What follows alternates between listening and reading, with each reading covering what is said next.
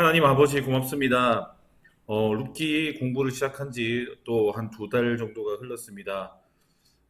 하나님 우리가 무심코 지나가고 하나님 우리의 삶이 분주하고 바빠서 다른 이들을 향한 인애와 헤세드를 우리가 바라보지 못할 때 하나님 그 옛날 하나님 이방 여인인 룻을 통하여 하나님의 인애가 어떻게 흘러갔는지 그리고 그 인애가 사람들의 삶을 어떻게 풍요롭게 아름답게 변화시켜 갔는지 룻기를 통하여 공부하고 있습니다. 하나님 특별히 오늘 다른 이들을 향한 관심과 하나님 애정과 하나님 따뜻한 눈길이 필요한 이때에 오늘 이 룻의 이야기가 그냥 말씀으로 그냥 이야기로 우리에게 끝나는 것이 아니라 그 인애를 닮을 수 있는 우리의 삶 변화되게 하셔서 우리를 통하여 오늘 이 시간 가운데 오늘 우리의 삶 속에 또한 새로운 룻기가 펼쳐질 수 있도록 도와주십시오. 오늘 공부 가운데서 성령님 함께하여 주십시오. 감사드립니다. 예수님의 이름으로 기도합니다. 아멘. 네, 오늘 저희 룻기 4장 이제 마지막입니다. 마지막에 좀 약간 달리는 감이 있긴 하지만 그래도 또 잘 마무리하고 또 이제 내년에 또 새로운 걸로 또 보도록 하겠습니다. 어, 그 공부 시작하기 전에 그 프린스턴 대학교에서 그런 실험을 하나 했다 하더라고요. 이게 A 건물에서 B 건물로 이렇게 가는 중간에 이렇게 연기자를 이렇게 두고 이제 일종의 이제 몰래 카메라죠. 이제 이 연기자가 갑자기 이 발작을 하면서 이렇게 쓰러지고 이제 A 건물에서 B 건물로 가는 사람들이 어떻게 반응을 하고 도와주는지를 이제 확인하는 그런 실험이었습니다. 어떤 사람들은 이렇게 막 도와주기도 하고 어떤 사람은 아유 어떡하나 어떡하나 이렇게 발을 둥둥 구르기도 하고 어떤 사람들은 무시하고 그냥 지나가기도 이렇게 했습니다. 그런데 과연 어떤 사람들이 도와주고 또 어떤 사람들은 관심 없이 지나가냐 이렇게 해봤는데 결과가 너무 너무 놀라웠습니다. 이게 뭐냐면 사람마다 다 조건을 다르게 주는 거예요. 2시까지 이 건물에 가야 되는데 어떤 사람은 1시에 출발하라고 하고 어떤 사람은 30분 전에 출발하라고 하고 어떤 사람은 1분 전에 출발하라고.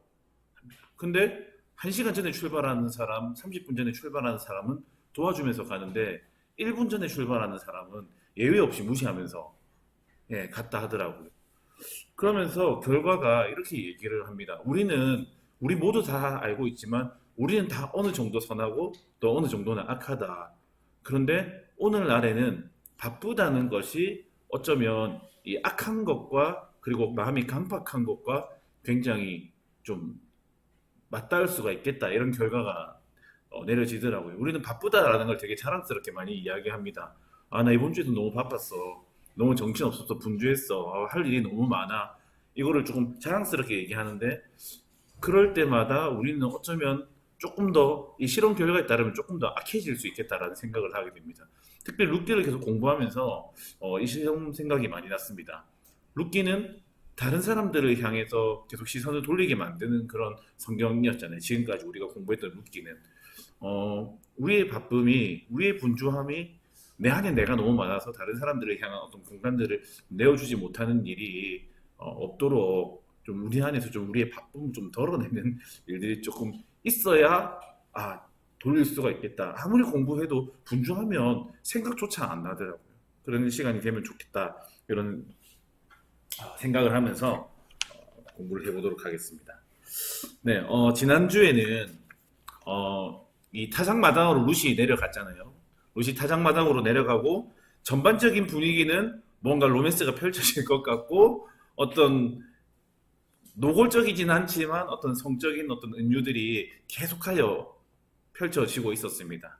룻도 그랬고 한밤중에 아무도 없는데 술 취하여 잠들어 있는 보아스도 자기 발치에 누워 있는 이제 여인을 보면서 과연 어떻게 대할 것인지 그리고 그 이미 과거에 이 룻의 조상 모압 여인의 조상들은 그 밤의 어떤 사건들을 통해서 이 모압과 암몬 족속이 태어났다는 것을 상기시키면서 과연 이 사람들은 어떻게 반응할 것인지 궁금했는데 자 쉽게 쉽게 살지 않고 바르게 사는 사람들 밤의 일은 밤에 그냥 맡겨두고 아침에 일을 하는 사람들 오늘 룻과 보아스를 통해서 살펴봤었습니다.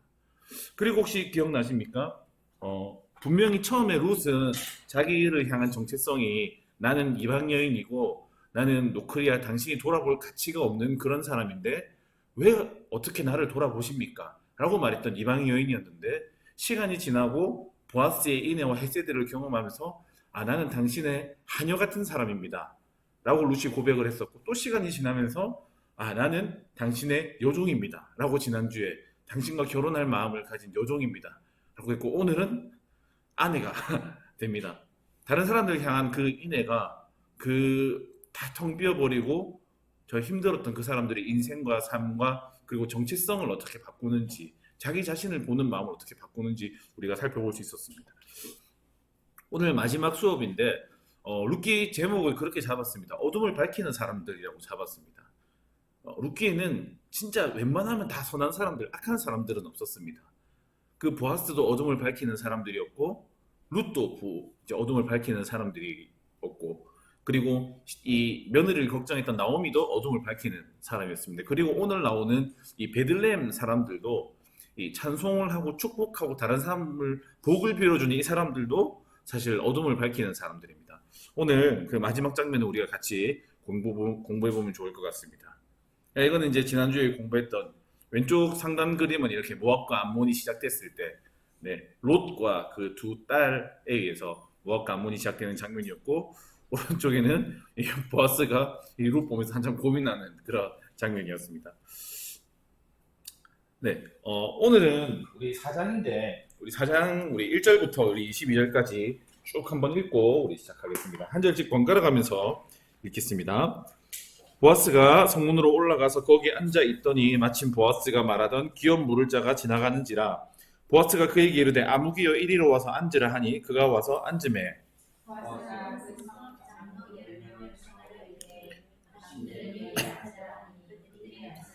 보아스가 그 기업 물을 자에게 이르되 모압 지방에서 돌아온 나오미가 우리 형제 엘리멜렉의 소유지를 팔려 함으로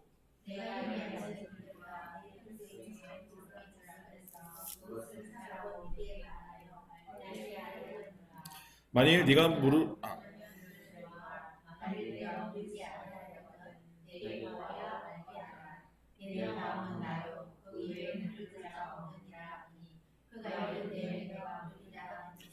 보아스가 이르되 네가 나오미의 손에서 그 밭을 사는 날에 곧 죽은 자의 아내 모압 여인 루색에서 사서 그 죽은 자의 기업을 그의 이름으로 세워야 할지니라 하니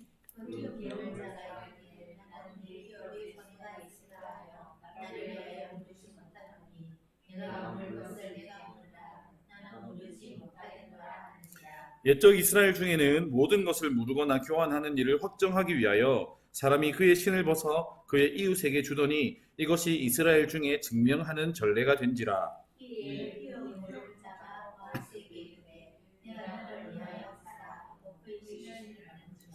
보아스가 장로들과 모든 백성에게 이르되 내가 엘리멜렉과 기럯과 말론에게 있던 모든 것을 나오미의 손에서 산 일에 너희가 오늘 증인이 되었고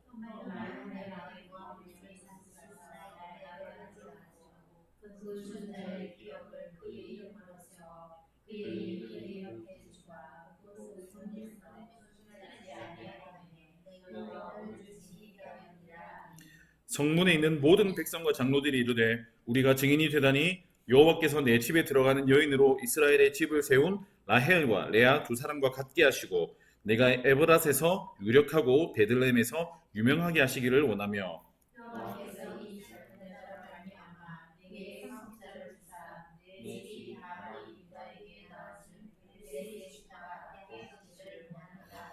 이에 보아스가 룻을 맞이하여 아내로 삼고 그에게 들어갔더니 여호와께서 그에게 임신하게 하심으로 그가 아들을 낳은지라.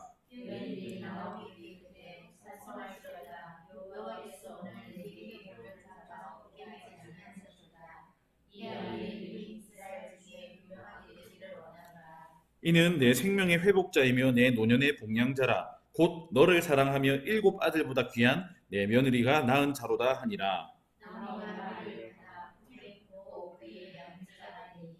그의 이웃 여인들이 그에게 이름을 지어주되 나오미에게 아들이 태어났다 하여 그의 이름을 오벳이라 하였는데 그는 다윗의 아버지인 이새의 아버지였더라. 헤스론은 람을 낳았고 람은 암미나답을 낳았고 살몬은 보아스를 낳았고 보아스는 오벳을 낳았고 오벳은 이새를 낳고 이새는 다윗을 낳았더라. 네. 네, 이렇게 족보로 마무리하게 됩니다. 자, 오늘 이제 지난 밤에 보아스가 나오미의 기업을 그리고 룻과 결혼을 하려고 하는데 보아스보다 먼저 우선순위로 기업을 물을 수 있는 고엘이 있었습니다. 그래서 오늘 그 일을 해결하려고 하는데, 자, 오늘 보면 1절에 보면 성문에 올라갑니다. 우리가 지난번에 본 것처럼 이 성문이라는 공간은 이제 사람들이 다 모여서 어떤 공적인 일을 처리하는 그런 곳이었습니다. 근데 신약에서는 보니까 비슷한 개념이 광장이더라고요. 광장에서 사람들은 시장을 열고 장사하기도 하고 논쟁을 하기도 하고 재판을 하기도 하고 어떤 정치적인 행위가 일어나기도 하고, 구약에서는 그 곳이 성문이었습니다. 자, 보면 이제 이 재판장이 펼쳐지고 있는 거예요. 성문에. 여기 보면 앉는다라는 말이 계속 나오거든요. 보아스가 성문에 앉았고, 그리고 당사자인 사람이 올라오면 여기 앉으라라고 하고, 또 성읍 장로들 10명도 와가지고 여기 앉으라라고 합니다. 이 재판하는 자리를 꾸미는 장면인데, 자, 첫 번째 이 앉는 사람을 보면 이 두 사람의 고엘입니다. 한 사람은 보아스고, 한 사람은 이 보아스보다 먼저 이 기업을 물을 권리와 의무를 가지고 있는 고엘이었습니다. 그런데 보면 아무개여라고 되어 있습니다. 아무개. 그리고 여기 보면 보아스가 성문에 탁 앉았는데 마침 지나가던, 혹시 마침이라는 말 혹시 어디서 들었는지 기억나십니까? 요나에도 마침 그 물고기가 지나가다가 이렇게 요나를 삼켰다 이런 내용이 나오고, 우리 요 룻기에 바로 나왔었습니다. 룻이 이제 곡식을 하러 밭으로 내려갔는데 우연히 보아스에게 속한 밭에 내려갔고 마침 보아스가 밭으로 왔습니다. 그때 무슨 얘기를 했냐면 우연처럼 보이지만 그리고 그 안에 뒤에서 섭리하시는 하나님이 있다라고 했습니다. 마침 지나갔다라고 하는데, 근데 여기 지나가다라는 말이 사실 우리나라 말로 하면 건너뛰다라는 말이랍니다. 건너뛰다, 그리고 넘어가다라는 말이랍니다. 그래서 아마 이 기업 물을 자가 자기의 기업을 물러야 되는 이 의무를 건너뛰고 넘어간 사람이 아닌가, 그걸 조금 의미한다라고 하더라고요. 자, 두 사람이 앉았습니다.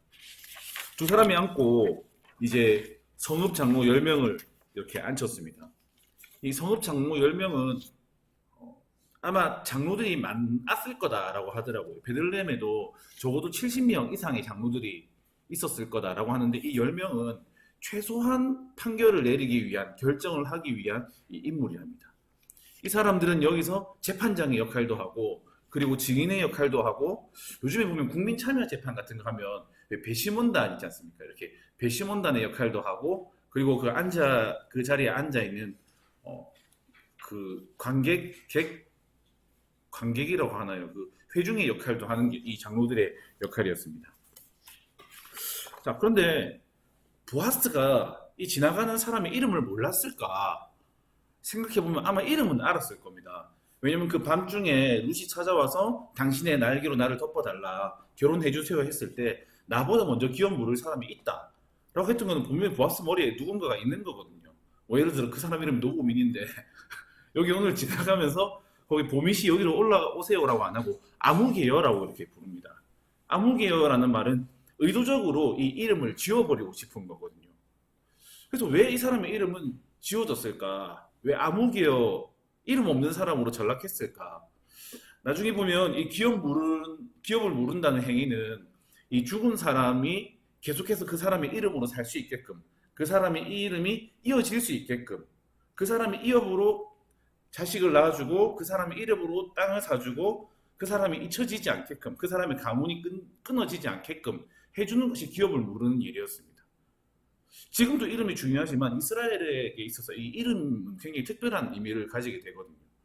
그런데 오늘 이 아무개라는 사람은 그 사람의 이름이 계속 이어지는 일에 사실 관심이 없습니다. 나중에 선택을 하는 것을 보면 알겠지만 우리가 뭔가를 선택할 때 이제 어떤 경제적인 관념으로 접근을 하는 사람들이 있습니다. 어떤 것이 나에게 더 이익이 될까, 어떤 것이 손해가 될까, 요거를 따져서 결정하는 사람들이 있습니다. 그런가 하면 또 정에 이끌려서 결정을 하는 사람들이 또 있습니다. 또 그런가 하면 이게 옳은 일인가 그른 일인가 라고 이 경중을 따져서 뭔가 일을 결정하는 사람들이 있습니다. 물론 각각 개인의 가치관이기 때문에 누가 맞다, 누가 틀렸다, 니는 잘못했다, 뭐 수전노다, 넌 욕심쟁이다, 너밖에 모르는 사람이다 이렇게 비난할 수는 없겠지만 어떤 이익을 따라 움직이는 사람보다 옳음을 따라 움직이는 사람들이 많아질 때 우리가 살아가고 있는 이 세상이 조금 더 나은 세상이 된다라는 것은 확실해 보입니다. 자, 오늘 이 사람, 다른 사람의 이름이 이어지는 것에 관심이 없었던 사람, 그리고 자신의 의무를 뛰어넘고 건너갔던 사람은 결국에 그 이름이 박탈당한다. 이 이야기를 이 룻기를 쓴 누군지 모르겠지만 그 사람이 은연중에 하고 싶은 거죠. 자, 이제 사람들이 다 앉았습니다. 당사자인 보아스가 앉았고, 그리고 먼저 기업 물을 수 있는 아무개 씨가 앉았고, 그리고 이것들을 판결할 수 있는 10명의 장로들, 최소한, 그리고 이 10명의 장로들은 베들레헴 성은 모든 사람들을 대표하는 사람들입니다. 이 10명이 결정을 하면 이제 모든 결정이라고 봐도 됩니다. 이 사람들이 앉았습니다. 이제 안건이 나와야 됩니다. 이 안건이 뭐냐면 우리 형제 엘리멜렉의 소유지를 네가 사라. 재판의 안건이 이 땅을 사라라는 이야기인데 사실 이스라엘에서 땅의 소유권이라는 거는 바뀌지가 않습니다. 우리가 두 번째 시간에도 한번 공부했을 텐데 이 친족끼리 이 땅의 경계가 나눠지고 다른 사람에게 땅을 팔 수가 없게 되어 있습니다.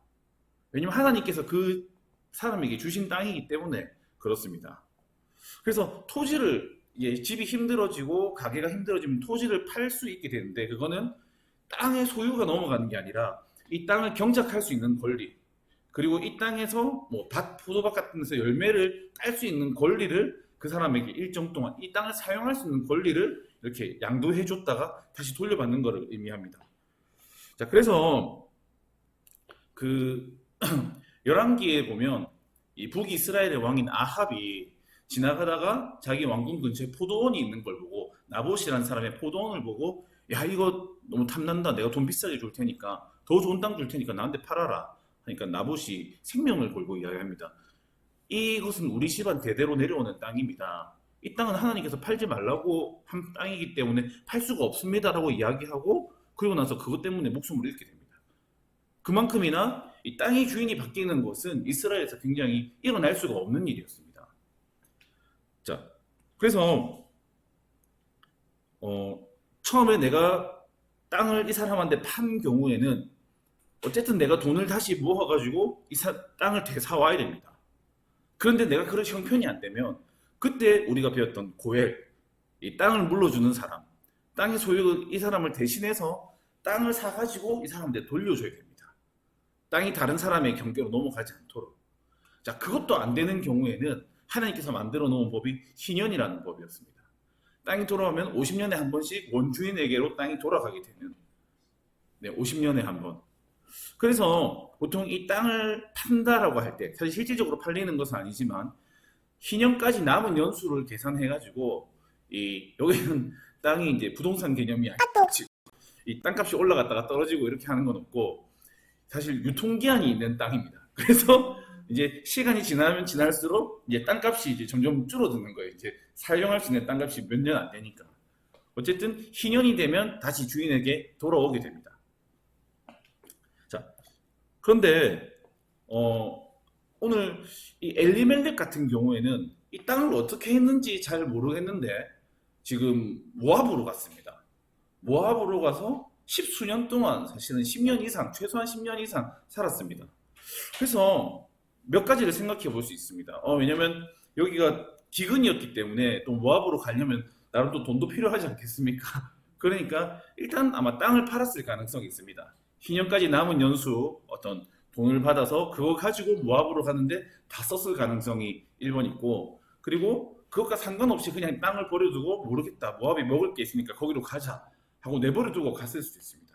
그럼 10년 동안 다른 사람이 그 땅을 가만히 놔뒀을 거예요. 빈 땅을 누군가 또 와서 이제 경작하고 이제 일구고 했겠죠. 10년이 지나면 사실상 그 사람 소유라고 해도 과언이 아닙니다. 그러니까 그 땅을 이제 기업 물어야 될 보아스 혹은 그 아무개가 지금 실질적으로 이 땅을 소유하고 있는 사람에게서 이제 남은 희년의 그 기간만큼 돈을 지불하고 그 땅을 사서 이제 나오미를 좀 부양하고 나오미에게 돌려줘야 된다. 그러니까 이 얘기를 하고 있는 겁니다. 자, 땅의 소유가 변경되는 경우가 몇 가지 있는데, 자, 첫 번째는 아버지가 아들에게 상속하면 이제 이거는 소유가 변경이 됩니다. 왜냐면 이제 땅이 계속 옮겨져야 되니까. 그런데 아들이 없습니다. 그러면 딸에게 상속을 할 수가 있습니다. 대신에 이 딸은 자기 집안 사람들, 가까운 사람들과 결혼을 해야 됩니다. 그래야 이 땅의 경계가 넘어가지 않기 때문에, 자, 그런 경우가 있는데 그것마저도 없을 때, 아들도 없고 딸도 없으면 그때는 이 고엘, 이 기업을 모르는 사람이 이 땅을 사가지고 이제 이 친족들 안에서 이 땅이 유지되도록 해야 됩니다. 이거는 권리이고 그리고 의무입니다. 왜냐면 이렇게 하지 않으면 땅이 다른 사람들에게 넘어가게 되니까 하나님 원하시는 바가 아닙니다. 그래서 여기 보면 예레미야 말씀 보면 예레미야가 기업 물을 자였습니다. 그래서 이 숙부의 땅을 지금 네가 살 순서니까 네가 이 땅을 사라라고 이렇게 오늘 우리 유인물에 보면 나와 있습니다.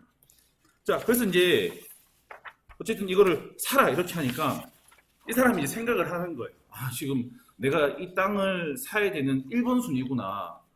이제 고민을 해보는 거죠. 이 아무개의 생각. 자, 땅을 구매하려면 어쨌든 돈을 좀 내야 될 건데, 그리고 이제 이 땅을 내가 사게 되면 결국 이 늙은 나오미, 엘리멜렉의 땅이기 때문에 이 나오미를 내가 이 땅에서 나오는 곡식을 가지고 얼마간 부양을 해야 될 텐데, 하지만 이 땅에서 계속해서 소출이 나오겠지, 땅에서 수확이 있겠지, 그거 가지고 땅 구매 비용을 착착착착 이렇게 해서 변제해 나가고 이 나오미를 부양하고 나서 나중에 나오미가 죽으면 이 땅이 물려줄 사람이 없으니까 결국에 나오미 죽고 나서 이 땅은 완전히 이제 내 땅이 되겠구나. 이 계산기를 돌려보니까 아무리 생각해도 이제 이익인 겁니다, 자기한테. 그래서 내가 모르겠다라고 대답을 합니다. 근데 보아스의 계획은 그게 아니거든요. 이 사람이 안 몰라야 자기가 이 땅을 할 수가 있는데, 자, 그래서 보아스가 반격을 합니다. 자, 그러면 네가 이 땅을 물을 때는 이 모압 여인 룻도 네가 데리고 가야 된다. 그래서 이 사람 이거는 보너스인가? 이거는 이 사면 따라오는 건가 했는데, 자, 보아스가 이렇게 말합니다. 강조를 하는데, 죽은 자의 아내 모압 여인 룻을 네가 사서 그 죽은 자의 기업을 그 죽은 사람의 이름으로 계속 죽었다 이거를 강조하는 거. 이제 이 사람 마음속에 뭔가 불편함이 생기게끔. 자, 이제 이 사람이 이렇게 하니까 완전히 이게 바뀝니다. 나오미는 사실 늙은 사람이지 않습니까? 사실 이제 데리고 와서 부양한다고 해도 뭐 앞으로 몇 년 살지 잘 모릅니다. 그러니까 금방 이 땅이 다 내 땅이 될 수가 있는데, 갑자기 젊은 여인, 아직까지 죽으려면 살 날이 창창하게 나는 젊은 여인도 부양을 해야 됩니다. 그게 좀 약간 부담이 되는 거죠. 그런데 그게 다가 아니라 이 사람과 결혼을 해서 아들을 낳아줘야 된다. 그런데 그게 네 아들이 되는 게 아니라 이 엘리멜렉과 이 말론의 아들이 된다. 자, 그러면 이 땅에서 나오는 거 가지고, 이 밭에서 나오는 거 가지고 계속해서 이거를 먹이고 살리고 해야 되는데, 이 아기를 낳으면 이 아기도 양육해야 된다. 자, 그리고 나서 마지막에 결국에 이 땅이 내 땅이 될 줄 알았는데 실컷 고생해가지고 내 돈 주고 땅 사가지고 이 사람들 먹여 살려가지고 결국 이 땅은 그 아이의 땅이 되고 만다. 이게 보니까 아무리 생각해도 수지타산이 안 맞는 거예요. 근데 사실 이 고엘이라는 제도는 그렇게 하는 제도거든요.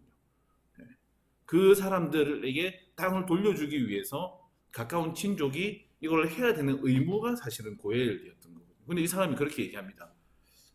나는 못하겠다. 내 기업에 내 재산과 내 소유에 손해가 생길까 해서 나는 못하겠다. 아까 전에 보아스 그렇게 말했습니다. 네가 1순위고 그 다음은 나다. 그리고 나서는 아무도 없다. 아마 이 기업을 물을 수 있는 대상이 두 사람밖에 안 됐었던 것 같습니다. 학자들이 그렇게 이야기를 하더라고요. 나중에 이 룻과 이렇게 결혼을 하게 되는데, 사실 룻과 결혼하는 거는 이 말론과 기론의 이렇게 형제들이 결혼을 해야 되거든요. 형제 사이에서 결혼을 해야 되는데 지금 형제들이 다 죽었지 않습니까? 그런 경우에는 사촌으로 그 권리가 넘어간답니다. 그래서 아마도 이 보아스와 아무개가 이 말론과 기론과는 한 사촌 그리고 한 6촌 정도 관계일 가능성이 크다라고 하는데 거기서 사람이 별로 없었던 게 두 사람이 다 했던 거예요. 그러면 이제 이 사람이 물으지 않고 보아스가 물으지 않으면 사실 이 땅은 남의 땅이 됩니다. 왜 하나님께서 원하시는 바가 아니거든요. 일어나서는 안 되는 일이거든요. 그러니까 결국에는 자기의 의무를 저버리겁니다. 어, 저희 그런 거 하거든요. 이제 청년들하고 이렇게 뭐 먹다가 좀 음식이 애매하게 남으면 그냥 버리면 되는데 또 못 버리고 아까우니까 의리 게임이라고 합니다. 그래서 사람이 쭉 줄 가위바위보 해가지고 이긴 사람부터 자기가 먼저 먹고 이렇게 남은 거는 뒷사람이 이렇게 책임져야 되고 약간 그런 거라는데 오늘 이 두 사람밖에 없는 상황에서 이 앞에 기업을 물러야 될 아무개는 나는 못하겠다고 이렇게 딱 빠져버립니다. 그래서 이 사람의 이름도 사실은 상실당하고 아무개로 불려지게 되는 거죠. 자, 그런데 생각해 볼게 사실 저번에 기억나실지 모르겠는데 이 기업을 모르는 사람, 이 고엘이라는 사람의 의무는 세 가지밖에 없습니다. 왜냐하면 오늘 경우처럼 땅을 사서 주인에게 돌려줘야 되는 의무, 그리고 우리 친족 중에 한 사람이 다른 사람에게 죽임을 당하면 반드시 그 사람을 찾아가서 복수를 해줘야 되는 어떤 피를 갚아줘야 되는 의무, 그리고 이 사람이 가난해져서 자신을 종으로 팔려서 이렇게 종이 된 경우에 내가 그 사람의 몸값을 대신 지불하고 그 사람에게 사와서 그 사람을 자유하게 해줄 경우, 피, 땅, 몸, 요 세 가지 경우만 고엘이 하게 됩니다. 그런데 이 형제 중에 자식이 없어서 죽어서 그 형제를 대신해서 결혼해 주는 것을 계대 결혼이라고 하더라고요. 이렇게 보니까 형수치수라는 말이 있던데 이거는 언제나 동생이 이 형의 형수님을 이렇게 그 결혼을 하는 개념이고 계대 결혼은 어떤 형제 간에 다 가능한 경우라 하더라고요. 사실 계대 결혼과 이 고엘은 사실은 다른 얘기입니다. 그래서 할 필요가 없는 거였습니다. 근데 생각해 보면 이 고엘의 의무는 뭐냐면 이 사람이 쉽게 죽지 않게끔 그래서 이 피를 갚는 사람이 있기 때문에 섣불리 다른 사람을 죽이지 못하게 되는 거거든요. 그리고 이 사람이 힘들어지고 어려워지면 이 사람을 살게 만드는 거거든요. 그리고 이 사람의 이름이 잊혀지지 않고 계속 이어질 수 있게 하는 것이 이 고엘의 역할입니다. 그런데 이 계대 결혼도 마찬가지입니다. 형이 자식이 없이 죽었을 때 혹은 동생이 자식이 없이 죽었을 때 그 이름이 끊어지지 않게 하기 위해서 그리고 그 재산이 계속해서 이렇게 이어질 수 있게 해주기 위해서 아들을 낳아주는 게 계대 결혼입니다. 전혀 다른 법이지만 사실 두 법의 정신은 똑같습니다. 생명을 보존하고 그리고 그 사람의 이름이 끊어지지 않게 하고 그 사람을 살게 하고 계속하여 그 이름이 이어지게 하는 것 그것이 고엘이고 계대 결혼의 이제 정신입니다. 그래서 오늘 율법 조항으로는 너희가 이거를 할 필요가 전혀 없지만 사실 율법의 정신에 호소해서 지금 오늘 보아스가 이 아무개에게 이것들을 호소하고 요구하고 있는 거죠. 사실 룻도 마찬가지였습니다.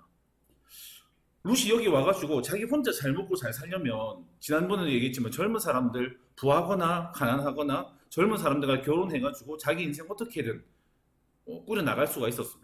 그리고 온 성읍 사람들이 룻이 현숙한 사람이라는 걸, 현숙한 여자라는 것을 알고 있었기 때문에 결혼하는 것도 그렇게 어려워 보이지 않습니다.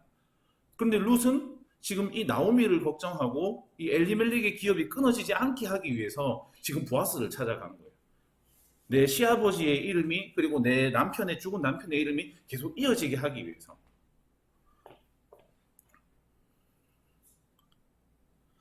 자, 예수님도 보면 마찬가지입니다. 신약에 가서 왼쪽 사진이 베데스다에서 38년 동안 이렇게 누워있던 사람을 고치는 장면이거든요.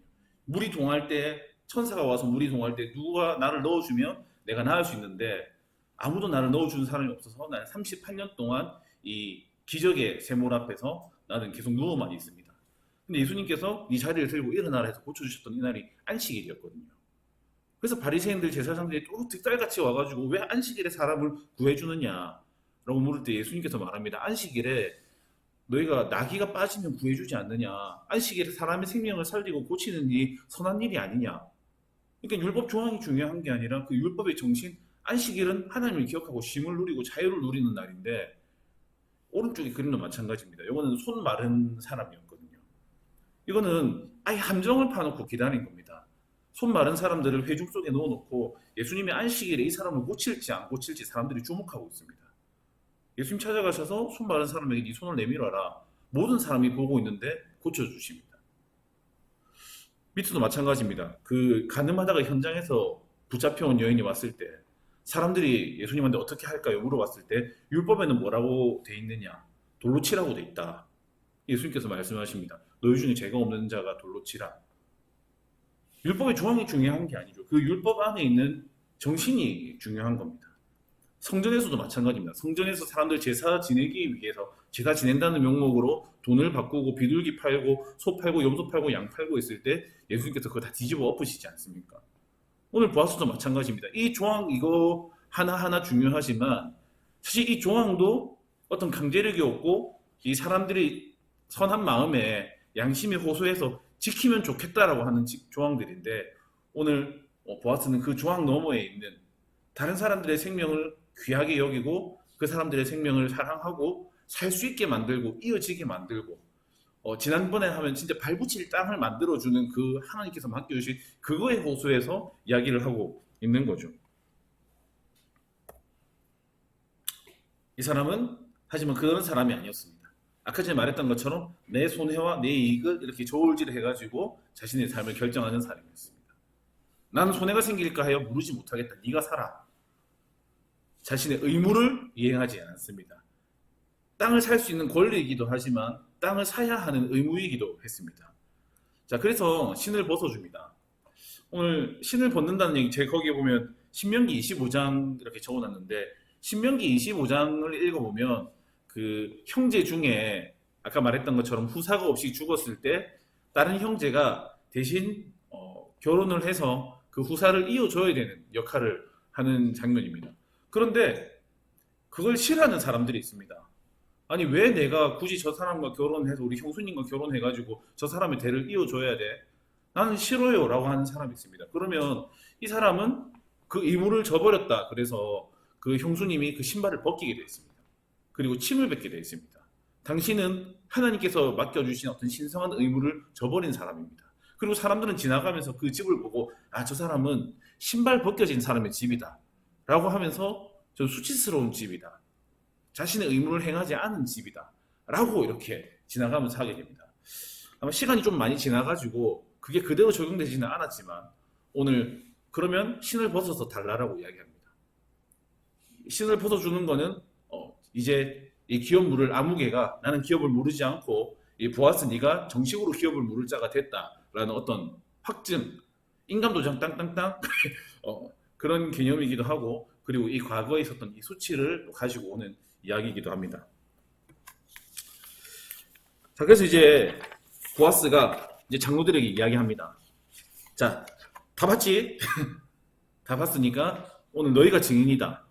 여기 보면 너희가 증인이 되었다, 너희가 증인이 되었다라는 말이 두 번이나 반복되고 장로들도 우리가 증인이 되었다라고 이야기를 합니다. 자, 그렇게 보면 사실 교회는 예수를 믿는 사람들은 어떤 증인 공동체라는 생각을 합니다. 예수님의 처음 제자들을 부를 때 이렇게 그 마르투스라고 부르지 않습니까? 근데 이 사람은 증인들, 이거를 본 것을 증언하는 사람들. 그리고 우리도 예수님에 대한 것들을 삶으로 증언하는 사람들, 증인으로 살아가고 있는 사람이지 않습니까? 자, 오늘 보아스가 이렇게 합니다. 너희가 무슨 증인이냐면 내가 죽은 자의 아내인 모압 여인 룻을 내 아내로 맞이한 거. 이걸 증인이다. 저 사람은 거부했지만 나는 죽은 자의 이름이 끊이지 않도록 하겠다. 자, 이 사람은 말론 엘리멜렉의 기업을 사는 것도 못하겠다라고 했는데 나는 엘리멜렉뿐만 아니라 죽은 말론뿐만 아니라 말론은 심지어 이제 룻과 관련이 있는 룻의 남편이었으니까. 그런데 그 형제인 기럨, 이 죽은 사람들의 그 기업을 내가 다 짊어지겠다. 오늘 처음에 사실 나오고 잊혀져도 사실 상관없는 이름들이거든요. 엘리멜렉도 마찬가지고 말론도 마찬가지고 기럨도 마찬가지입니다. 그런데 보아스에 의해서 그 죽은 사람들의 이름이 살아있는 사람들의 삶 속에 다시 등장하게 됩니다. 오늘 예수님을 믿는 사람들은 그런 사람들인 것 같아요. 사실 2000년 전에 오셔서 이 땅에서 십자가에서 사역하시고 십자가에 못 박혀서 돌아가신 예수님, 그리고 하늘에 올라가신 예수님, 지금 어쩌면 우리와는 전혀 상관없는 그 예수님이 오늘 우리가 그거를 증언하면서 살아가는 사람들 때문에 오늘 이 자리에 그 이름이 계속해서 남게 되는 것이지 않습니까? 예수님의 이름으로 산다는 것은 그런 삶인 것 같아요. 오늘 보아스도 마찬가지입니다. 하나님께서 요구하시는 사람도 마찬가지였습니다. 이 사람들이 그냥 스쳐 지나가는 사람들이 되지 않도록, 그냥 기억에서 잊혀지는 사람이 되지 않도록, 그 이름이 끊어지지 않도록, 단절되지 않도록 계속해서 그 산 사람들의 삶 속에서 그 이름이 기억되게 하는 것. 그게 하나님께서 요구하는 거였습니다. 그리고 오늘 장로들은 우리가 증리되겠다, 증언하겠다라고 이야기를 합니다.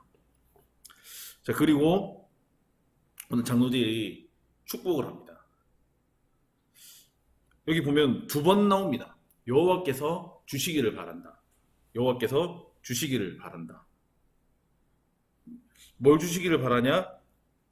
자, 라헬과 레아 두 사람 같이. 자, 라헬과 레아는 무슨 의미일까요? 예, 이스라엘 입장에서 봤을 때 이 라헬과 레아는 이스라엘의 어머니와 같은 사람들입니다.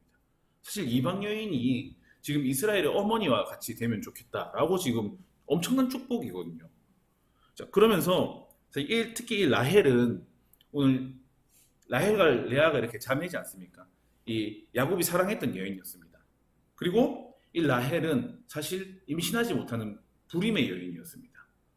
그런데 보면 사실 이 룻도 이 말론과 결혼했던 시간 동안에 사실은 불임이었거든요. 자녀가 없었거든요. 그래서 사실 아직 걱정이 되는 부분이 남아 있습니다. 보아스가 이 룻과 결혼을 하게 됐는데 과연 이 아이를 생산할 수 있을 것인지. 왜냐하면 이미 생산을 못했던 시간들이 있었기 때문에. 자, 그리고 이 라헬이 중요한 것은 라헬이 죽는 장소가 우리 첫 시간에 얘기했는데 베들레헴에서 죽습니다. 그래서 나머지는 다 그 세겜 상수리 나무 아래에 다 묻히게 되는데, 헤브론에 묻히게 되는데 이 라헬만 오늘 이 에브라 그리고 이 베들레헴에 묻히게 됩니다. 그리고 베들레헴이라는 이름은 지금 여기서는 공간적 어떤 장소가 되고 그냥 계속해서 베들레헴 나오긴 하지만 이 유대인들, 이스라엘 백성들 입장에서 베들레헴 딱 듣자마자 이 사람들이 떠올리는 것은 다윗입니다. 아마 이게 다윗 시대 이후에 적혀진 거라고 봤을 때 오늘 라헬을 보고 베들레헴을 보면서 계속해서 이 사람들의 마음속에는 다윗이 계속해서 꿈틀꿈틀거리고 있습니다. 자, 그리고 이 베레스의 집이라는 말이 나오는데 이 베레스는 어떤 사람이냐면 다윗의 조상 유다의 아들입니다. 네, 그런데 어떻게 태어난 아들이냐? 며느리였던 다말이 이 유다에게서 낳아준 아들입니다. 이 스토리를 보면 그렇습니다. 이 장자가 엘이고 둘째가 오난이라고 합니다. 이 며느리 다말은 큰아들의 며느리였습니다. 그런데 자식이 없이 또 죽게 됩니다. 그러면 우리가 계속 얘기했던 것처럼 둘째가 그 형수님과 결혼을 해서 자식을 낳아서 이 큰아들 엘의 이름을 계속해서 이어져 가도록 해야 됩니다. 그런데 둘째가 그게 싫어가지고 임신을 안 되게 계속 이렇게 합니다. 하나님께서 죽이시거든요. 그래서 지금 이 다말은 어떻게든 내 남편의 이름이 계속해서 이렇게 이어져야 될 텐데 막내 셀라라고 하는 이렇게 셋째 동생 뭐라 하죠 이거를 남편의 시동생이 있는데 이제 그 시아버지인 유다에게 저 시동생과 결혼해서 이제 아들을 낳아야겠다 하니까 아직까지 어리다 좀 기다려봐라. 저 아직 아다 기다리라는데 시간이 지나도 이 유다가 이 막내 아들도 둘째처럼 죽을까봐 안 주는 거죠. 그래서 결국에 이 며느리가 이 시아버지가 모르게 이렇게 뭘 덮어쓰고 이렇게 현장을 하고 결혼을 하게 됩니다. 사실 이제 이 계대 결혼에 의해서 오늘 이어지고 있는 베레스. 근데 이 베레스가 사실 이 사람들 입장에서 굉장히 중요한 사람이거든요. 유다의 아들 베레스를 통해서 또 다윗이 오게 되기 때문에 이 베레스의 집안이 굉장히 유력하고 중요한 집안인데 오늘 라헬 임신하지 못했지만 이스라엘의 어머니가 된 여인, 그리고 야곱의 사랑을 받은 여인, 보아스의 사랑을 받은 룻, 그리고 이 베레스처럼 이 계대 결혼에 의해서 사실상으로는 이루어질 수 없는 관계지만 이 관계처럼 그렇게 이어진 이 유다 지파처럼 그렇게 나오는 이 다윗이 생각나는 이것들을 계속 축복하고 있는 거죠. 그러면서 이렇게 이야기합니다. 지금 사실 수고하고 애쓰고 고생하고 있는 건 누구냐면 보아스잖아요. 보아스가 사실은 자기 손해를 감수하고 진짜 어떤 인애에 근거해가지고 이 사람들을 살게 하기 위해서 지금 룻을 사서 기업을 물려주려고 하는 거거든요. 그런데 이렇게 축복을 합니다. 이 룻 때문에, 이 젊은 여인 때문에 너희 집에 복이 임하길 바란다. 네 이름이 유명해지기를 바란다. 유력해지기를 바란다. 명성이 있기를 바란다. 이거 보면서 흥부 생각이 좀 나더라고요. 흥부가 제비 다리 이렇게 고쳐줄 때는 그냥 제비가 불쌍해가지고 고쳐준 거지 않습니까? 그런데 사실 제비가 복덩이였거든요. 그 마찬가지인 거죠. 오늘 보아스도 사실은 그냥 큰 기대하지 않고 내가 베풀어야 될 인애, 하나님께서 맡겨주신 인애를 베풀려고 오늘 룻에게 인애를 베푸는데, 나오미에게 인애를 베푸는데 그 기업을 물려주겠다고 자기가 생각을 하는데, 오늘 그 룻 때문에 너희 집안이 지금 아름다운 집안이 되게 해달라고 장로들이 축복을 하는 거죠. 이 베들레헴 공동체는 다른 사람들을 축복하고, 그리고 다른 사람들을 위해서 찬송하고, 다른 사람에게 복을 빌어주고, 그리고 다른 사람의 증인이 되어주고, 그런 공동체였습니다.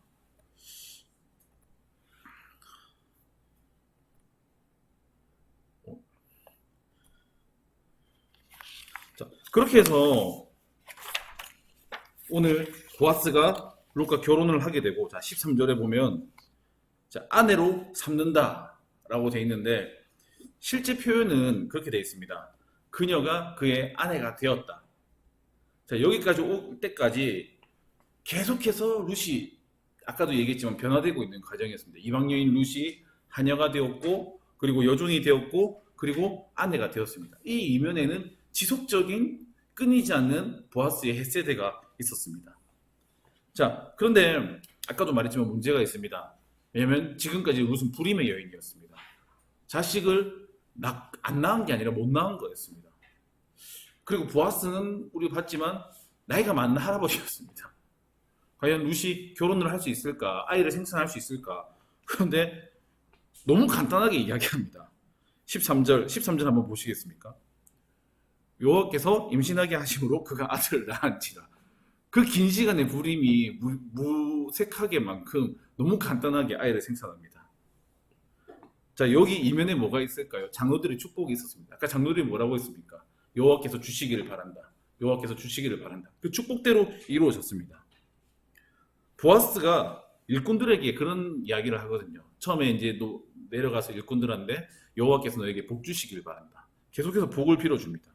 그리고 일꾼들도 여호와의 복이 당신에게 임하기를 바랍니다. 오늘 복이 임하지 않습니까? 아까 전에 장로들이 이런 이야기를 하거든요. 룻 때문에 너에게 상속자가 태어나기를 바란다. 그래서 학자들이 이렇게 이야기합니다. 아마 보아스가 지금까지 싱글은 아니었을 것이다. 그렇게 얘기하거든요. 보아스는 이제 늙은 호랍이었다, 막 이런 얘기를 많이 하는데, 그 당시 상황으로 봤을 때 유력한 사람이고, 예, 예, 요 당시에는 중혼이 이제 일반적으로 이루어지던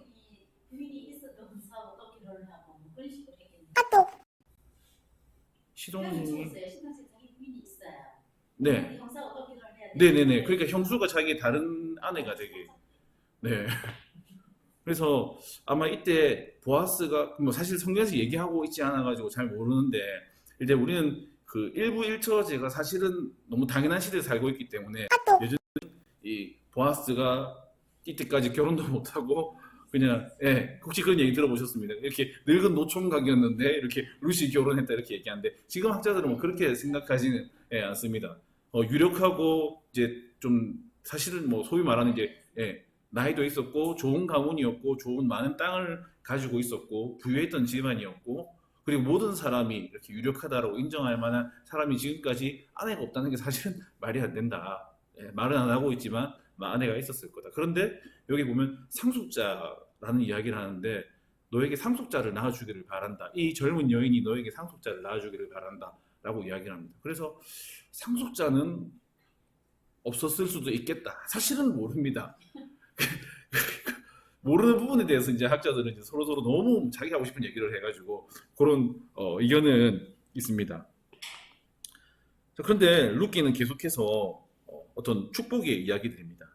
자, 보아스는 룻을 처음 보고 모압에서 돌아와서 여호와의 날개 아래 보호받으러 온 너에게 하나님께서 복 주시기를 원한다 라고 복을 빌어주었고, 그리고 이 룻은 보아스의 날개 아래에서 그 복을 받았습니다.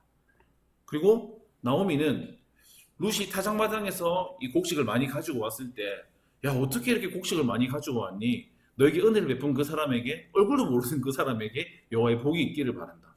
복을 빌어줬고 그 복을 오늘 보아스가 또 받게 됩니다. 오늘 장로들도 축복하죠. 여호와께서 주시기를 바란다. 그리고 지난주에 이 보아스가 누워 자고 있을 때 그 발치 아래에 있었던 룻, 보아스가 화들짝 깨서 보자마자 여호와께서 너에게 복 주기를 바란다. 계속 축복하고 그 복이 이루어지는 공동체가 이 베들레헴이었습니다. 그래서 여기 보면 아까 전에 말했던 것처럼 그녀가 아들을 낳았다라고 하는데, 그냥 넘어갔는데 이 그녀가 아들을 낳았다라는 표현이 성경 안에서 굉장히 중요한 표현입니다. 그녀가 아들을 낳았다라는 표현이 어디에 나오냐면, 아담이 셋을 낳을 때 아들을 낳았다. 그리고 아까 말했던 레아가 이 6 아들을 놓을 때 그녀가 아들을 낳았다. 그리고 라헬이 요셉을 낳을 때 그녀가 아들을 낳았다. 그리고 유다가 아까 말했던 오난, 셀라 이 자녀들을 낳았을 때 그녀가 아들을 낳았다. 그리고 요게벳이 모세를 낳을 때, 출애굽기의 주인공인 모세를 낳을 때 그녀가 아들을 낳았다. 그리고 한나가 사무엘을 낳았을 때 그녀가 아들을 낳았다. 그리고 바세바가 다윗에게서 솔로몬을 낳았을 때 그녀가 아들을 낳았다. 그래서 그녀가 아들을 낳았다라는 표현은 이제 이스라엘 구속 역사 속에서 어떤 굉장히 중요한 사람들이 태어날 때 그녀가 아들을 낳았다라고 이야기를 하거든요. 자, 그리고 나서 아들을 낳고 나서 이 베들레헴 여인들이 이걸 보고 찬송을 하기 시작합니다. 그러니까 이 공동체는 복을 빌어주고 함께 기뻐하고 노래해 줄 수 있는 그런 공동체죠. 요즘에는 누가 좋은 일 생기면 뭐 어떻게 뭐 그렇게 돈을 벌을 때 코인을 했나 뭐 이러면서 계속 뭐 이렇게 얘기를 하는데, 기쁜 일을 함께 기뻐해 줄 수 있었던 공동체라는 거예요. 근데 이게 희한한 게 보아스랑 룻이 결혼을 했지 않습니까? 그리고 룻이 아들을 낳았습니다. 그러면 룻 축하한다 이렇게 해야 되는데 나오미를 향해서 찬송을 합니다.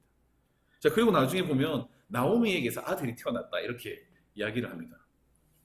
왜 그럴까요? 자, 처음에 1장에 나오미가 모압에서 완전 텅 비어서 돌아왔을 때 이 베들레헴에 있던 사람들이 나오미가 돌아왔어, 나오미가 돌아왔어 이렇게 얘기했을 때 나오미가 그렇게 얘기했거든요. 나는 나오미가 돌아온 게 아니라 나오미는 거기서 다 비어버렸고 슬픔과 괴로움이 가득 차 있는 텅 비어버린 마라가 돌아왔다라고 이야기를 합니다. 그런데 이제 사람들이 진짜 나오미가 돌아왔어. 진짜 그 기쁨의 나오미가 돌아왔어. 이제 꽉 차버린 그 나오미가 돌아왔어. 그 1장에 있었던 그 이야기들을 다 뒤집어 엎을 수 있도록 이 여인들이 찬송하고 축복하고 오늘 박수치고 노래해주고 있는 거죠. 텅 비어버려서 마라가 되었던 그 나오미가 이제는 그 아들로 채워진 나오미가 되었네 라고 지금 기뻐하면서 노래해주고 있는 겁니다. 자, 그러면서 이렇게 이야기합니다. 오늘 룻이 낳았던 이 아이가 오늘 나오미에게 어떤 의미냐? 생명의 회복자라고 이야기를 합니다. 그리고 노년의 봉양자라고 이야기합니다. 이 준비를 하면서 김기성 목사님이 이렇게 성서학당에서 이렇게 룻기 강의한 거를 봤는데, 그 구약 신학자들이 우리가 알고 있는 여호와, 야훼라는 이름이 어떤 의미일까라고 이렇게 막 해봤답니다. 그 당시에 어떻게 쓰였을까? 그런데 2가지 의미가 있는데, 하나는 생명을 창조하는 자라는 의미고, 또 하나는 이 생명을 계속해서 유지하는 자라는 의미랍니다. 그런데 오늘 룻 보면 생명의 회복자, 사라졌던 생명, 잃어버렸던 생명을 돌아오게 하는 사람이 이 룻의 아들 나오미의 손자였습니다. 그리고 자, 나중에 보면 나오미가 이제 나이가 많아가지고 이제 머리도 희끗희끗해지고 이제 어떻게 살지 모를 때, 그때 이 손자가 진짜 실제로 이 나오미를 봉양하게 되거든요. 이 기업을 물려받아서 진짜 지금은 돌아와가지고 이 며느리인 룻이 가지고 온 곡식 가지고 몇 달을 이렇게 근근히 이렇게 연명했는데 사실은 이게 언제까지 이어질지 모르는 건데 오늘 이 태어난 이 오벳 때문에 오늘 나오미는 걱정 없이 사실 뭐 따지고 보면 이제 노인 그 마지막에 그 뭐라고 하죠? 노후 그 어쨌든 노후 대책이 지금 노후 대책이 된 그런 상황인 거죠. 이제 걱정하지 않아도 되는 그런 시점이 오게 됩니다. 그래서 이렇게 이야기합니다. 기업 물음이라는 것이 사실은 되게 거창한 게 아니다. 그냥 한 사람의 텅 빈 삶을 채워주고 생명이 상실한 사람을 회복시켜주고 그 노년을 봉양해 주는 것, 그것이 이 하나님께서 이스라엘에게 주셨던 이 기업 물음의 정신이다. 그래서 하나님의 나라를 오늘 이 땅에 가져오는 방법에 대해서 고민할 때 물론 환경적인 환경에 대한 이야기들을 하고 사회 구조를 바꾸고 개혁하고 어떤 정치적인 참여를 해서 하나님의 나라를 가져올 수 있겠지만 그냥 인근 지역에 이런 나오미와 같은 사람들, 룻과 같은 사람들을 채우는 것으로 하나님의 나라를 가져올 수 있다. 이렇게 이야기를 하더라고요. 자, 진짜 이 아이가 나중에 그런 아이가 될까? 사실 요즘에 금쪽이들이 얼마나 많고 고생해서 키워놨더니 나중에 엄마 필요 없어 이럴 거면 나 왜 낳았어 하는 애들이 얼마나 많은데 오늘 오벳은 과연 이 나오미의 생명의 회복자가 되고 나오미의 노년의 봉양자가 될까? 룻을 보면 알 수 있습니다. 여기 보면 나오미를 사랑하는 며느리 룻이라고 나오거든요. 신기하게 오늘 룻기 전체에 사랑이라는 주제가 가득한데 사랑이라는 단어 여기밖에 안 나옵니다. 그 사랑은 며느리 룻이 나오미를 사랑합니다. 그리고 7 아들보다 더 나은 너를 사랑하는 며느리 룻에게서 태어난 이 아들이 그 할머니를 봉양하지 않겠습니까? 그리고 나서 이 나오미는 오벳의 양육자가 됩니다. 혹시 기억나십니까? 1장에서 이 나오미가 2 아들을 잃었을 때 거기는 2 아들이라고 표현 안 하고 장성에서 결혼한 2 아들을 향해서 2 아기를 잃었다라고 합니다. 2 아기를 잃어버리고 이제 어머니의 역할을 상실해버린 이 나오미가 이제 이 아기를 안게 되는 거죠. 진짜 실제 눈에 보이게 텅 비어버린 나오미가 눈에 보이게 채워지게 되는 거죠. 오늘 나오미의 삶은 사실은 고통이 가득했습니다. 진짜 1장까지 봤을 때 이렇게 기구한 인생이 있을까 싶을 정도로 힘들었습니다. 우리 삶에서 일어나는 어떤 고통들은 뭐 전쟁이나 폭행이나 그리고 이제 이 풍요하면서 이제 사람들이 이제 마음이 황폐해지는 것이나 빈곤이나 그리고 다른 사람을 상처 입히는 말이나 행동이나 이제 우리 죄 때문에 일어나는 고통들이 있습니다. 이제 이걸 자연적 악이라는 표현을 썼습니다. 그리고 어떤 고통은 진짜 하나님께서 우리에게 주시는 징계일 수도 있습니다. 그런데 그 외에 대부분의 고통들은 그런 고통이 아니라 대부분의 고통들은 이유가 모를 때가 참 많이 있습니다. 그리고 그 사람들에게 고통의 이유를 설명하는 것이 그들에게 고통을 더하는 일일 수도 있습니다. 그래서 우리는 다른 사람의 고통에 굉장히 민감하고 예민하게 대해야 됩니다. 그리고 하나님은 아주 많은 경우에 우리의 고통에 대해서 우리가 겪는 재앙에 대해서 그 이유와 목적을 설명 안 해줄 때가 많습니다. 그래서 다른 사람에게 하나님의 뜻이 있겠지라고 이야기하는 것조차도 사실은 신뢰가 되고 무례가 될 수가 있습니다. 그래서 오늘 이야기를 보니까 하나님은 비워버리게 하시는 분이기도 하지만 동시에 채워주시는 분이기도 합니다. 그리고 나오미에게는 이 아이를 기르는 자신의 삶을 풍성하게 채우고 생명을 돌아오게 하는 이 아이를 기르는 일을 맡겨주십니다. 나오미가 하나님 향해서 전능자가 나를 괴롭게 하셨다, 나를 치셨다, 나를 징계했다, 나를 비워버리게 했다 라고 불평하는 것이 정당할 수가 있습니다. 그런데 하나님은 나오미에게 네가 왜 이런 고통을 받았냐면 이라고 설명을 해주시지 않고 이 나오미의 미래를 더 풍성히 채워줄 수 있는, 회복시켜줄 수 있는 이 아이를 맡기시는 것으로 오늘 이 질문에, 나오미의 질문과 불평에 대답을 하셨죠. 자, 그렇게 해서 이제 마지막에 족보가 나오고 끝납니다. 베레스부터 시작해서 이제 다윗에 이르는 이 족보. 다윗은 진짜 이스라엘 백성들 모든 역사 속에서 하나님께서 주신 제일 큰 선물이었습니다. 다윗 왕은 이스라엘 백성들이 가장 사랑했던 왕이었고 가장 이상적이었던 왕이었고 어쩌면 하나님의 나라를 그 땅 가운데 가장 근사하게 가깝게 구현해냈던 그런 왕이었고 하나님의 마음에 합한 왕이었고 이스라엘의 자존심이었고 이스라엘의 자랑이었습니다. 오늘 그 다윗이 오늘 이 보아스를 통해서 오늘 이렇게 나오게 됩니다. 자, 그 족보에서 보면 보아스 이름이 몇 번째 위치하냐면 7번째 위치합니다. 총 10명이 나오거든요. 다윗은 10번째 등장합니다. 이 7번째, 10번째가 굉장히 중요하거든요. 말씀을 좀 정리하면서 그 이방 여인들에 대한 어떤 그 멸시가 사실은 굉장히 강하던 시절, 가득하던 시절에 사실 이 룻기가 그 사람들에게 전달이 되었습니다. 이방인들에 대해 마음을 닫고 편협한 마음, 그들을 멸시하는 마음이 가득할 때 이 사람들이 그렇게 사랑하는 다윗이 이 이방 여인, 모압 여인이었던 이 룻의 사랑과 룻의 인애를 통해서 그들에게 주어지게 되는 거죠.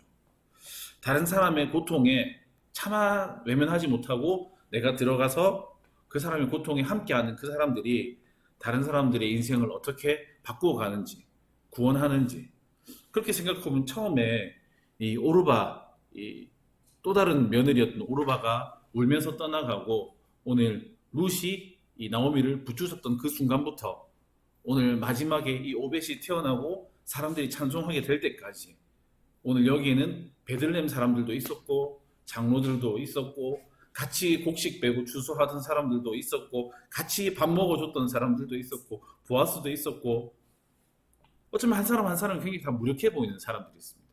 나오미도 실질적으로 무력했고 자신의 이 기구한 인생에 며느리를 따라올 수 없다고 돌려보내던 그 나오미도 무력한 사람이었고 그리고 그 시어머니 불쌍해가지고 차나 못 가고 그 시어머니 따라온 이 룻도 사실 아무것도 할 수 없는 무력한 이방 여인이었고 그리고 이 베들레헴 사람들도 뭐 사실은 뭐 그렇게 특출난 것이 없는 사람들이었고 이들을 축복했던 장로들도 이들에게 실질적인 도움을 베풀지는 않았고 사실 뭐 그런 사람들을 통해서 그런데 그 어두운데 그 빛을 비추는 사람들을 통해서 오늘 다윗이라는 열매가 오늘 여기 오게 된 거죠.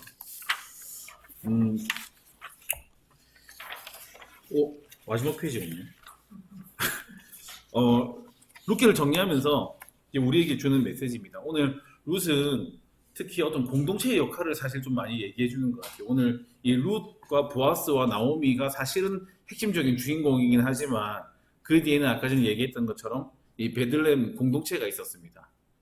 이 공동체는 환영해 줄 수 있는 공동체였고 그리고 이 룻이 잘할 때 그걸 칭찬해 주는 그리고 보아스에게 잘 전달해 주는 그리고 이 곡식을 주울 때 그걸 타박하지 않는 배려해 줄 수 있는 그리고 축복하고 그리고 함께 기뻐할 수 있는 이런 공동체. 우리 공동체가 그런 공동체가 참 되면 좋을 것 같습니다. 그 어떤 낯선 사람들이 여기 와도 룻과 같은 사람들이 왔을 때 그 사람들에게 열려있는 보아스의 십자가 같은 공동체 그런 베들레헴이 되면 좋겠다. 그리고 오늘 여기 보면 빠르게 지나갔지만 사실 이름이 굉장히 중요했습니다. 오늘 보면 계속해서 축복할 때 보면 네 이름이 이 베들레헴에서 유명한 이름이 되면 좋겠다. 이 아이의 이름이 유명한 이름이 되면 좋겠다. 이 아이 때문에 너희 가문이 유력한 가문이 되면 좋겠다. 그런데 그 아이 때문에 끊어질 것 같았던 그 이름이 사라질 것 같았던 이름이 이어지게 되는 겁니다. 예수님의 이름으로 산다는 것은 그런 것 같습니다. 사실 이 세상에 지금 2000년이 지나서 기억되지 않는 그 이름을 가지고 살아가는 사람들 그리고 다른 사람의 이름을 가볍게 여기지 않는 사람들 그 사람들의 이름을 보존해주기 위해서 그 사람들의 삶에 들어가는 사람들 그 사람들 때문에 오늘 우리 때문에 우리 주변에 있는 사람들이 풍성하게 살아가게 되는 일들이 일어나면 참 좋겠다 싶습니다. 오늘 마지막인데 룻기 4장 17절 그의 이웃 여인들이 같이 한번 읽고 마무리하면 좋겠습니다. 함께 읽어보겠습니다. 그의 이웃 여인들이 그에게 이름을 지어주되 나오미에게 아들이 태어났다 하여 그의 이름을 오벳이라 하였는데 그는 다윗의 아버지인 이새의 아버지였더라. 다음에 이거 좀 웃기지 않습니까? 자식 이름을 아버지랑 엄마가 지어야지 동네 아줌마들이 와가지고 지어줍니다. 그런데 이 오벳이라는 이런 뜻 자체가 종이라는 뜻이랍니다. 종 일꾼이라는 뜻이랍니다. 그래서 실제로 오늘 이 나오미의 노년의 봉양자가 되고 이 생명의 회복자가 되는 거를 상징하는 그런 이름이라고 합니다. 어쨌든 지금까지 우리 한 7주 동안 중간에 방학 한 주 해가지고 우리 8주 동안 2달 동안 이렇게 룻기 쭉 달려왔는데 룻은 그냥 보아스 얘기만 하는 것도 아니었고 그냥 다윗 태어났다 이 얘기 하는 것도 아니었습니다. 물론 다윗이 중요하긴 하지만 다윗은 제일 마지막 순간에 잠깐 등장했습니다. 그리고 그 안에는 다른 사람의 힘듦을 차마 외면하지 못하고 그들에게 그럴 의무가 없지만 그럴 필요가 없지만 자발적으로 가서 그들의 삶을 살게 하려고 하는 많은 사람들의 인애, 헤세드가 참 많이 숨겨져 있었습니다. 사사기였지 않습니까? 왕이 없어서 사람들이 자기 살고 싶은 대로 살았던 시대 아니었습니까? 어두운 시대고 악한 시대였지 않습니까? 그런데 오늘 이 룻기에는 그 어둡고 악한 시대에 빛을 비춰주고 사람들의 마음을 따뜻하게 해주는 사람들의 이야기가 가득했습니다. 그 사람들을 통해서 왕이 없던 시대에 이스라엘 백성들이 가장 사랑하는 왕 다윗이 임하게 되었습니다. 비슷한 것 같습니다. 사실 오늘 이 사사기 시대에 비유하면 오늘 우리가 살고 있는 시대는 아마 더 악하면 악했지 덜 악하지는 않을 겁니다. 사사기에 일어났던 일들이 참 끔찍한 일들이 많은데 우리 주변에 일어나는 범죄들은 뭐 상상을 할 수 없는 범죄들이 많이 있습니다. 그런데 오늘 이 어두운 세상에서 헤세드를 베풀면서 빛을 비추는 오늘 우리를 통해서 또 우리가 가장 사랑하는 어떤 왕이 또 이 땅에 오게 되지 않겠습니까? 그 대림절인데 그 왕이 다스리는 나라가 우리를 통해서 이 땅에 임하지 않겠습니까? 참 그렇게 살 수 있으면 참 좋겠다 싶습니다. 룻기 마무리하면서 그런 우리가 될 수 있도록 그런 그 하나님을 기다리는 우리가 될 수 있도록 그리고 우리의 이 헤세드를 통해서 하나님의 이름이 사라지지 않고 계속해서 나타날 수 있도록 사랑하는 저와 여러분 되면 좋을 것 같습니다. 네, 우리는 이제 내년에 만나겠고요. 네, 제가 기도하고 마무리하도록 하겠습니다.